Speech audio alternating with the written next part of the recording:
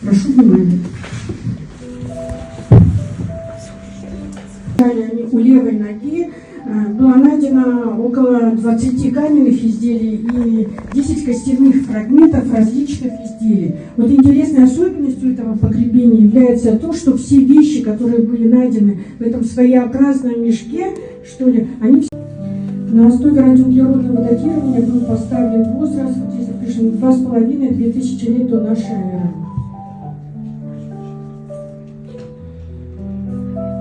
С правой стороны у погребенного лежало число.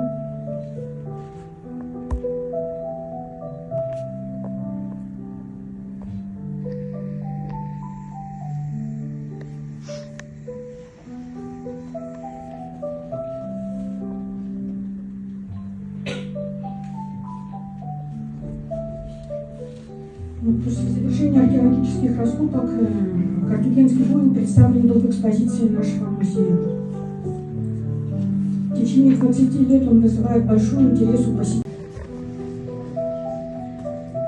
Самым сложным в этой реконструкции являются маркеры глубины мягких точек, которые как раз позволяют определить антропологический тип вот этого человека.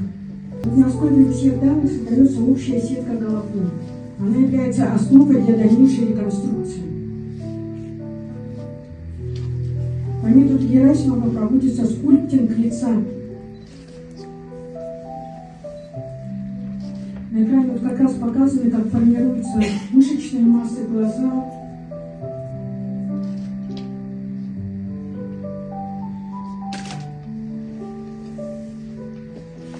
Вот, я хочу сказать, что в процессе 3D-сканирования был полностью восстановлен, сканирован костяк, и вот все, что вы увидите, собственно говоря, это результат работы и вот этой большой работы, которая была проведена, и это точная 3D-копия того человека, о котором сегодня идет речь.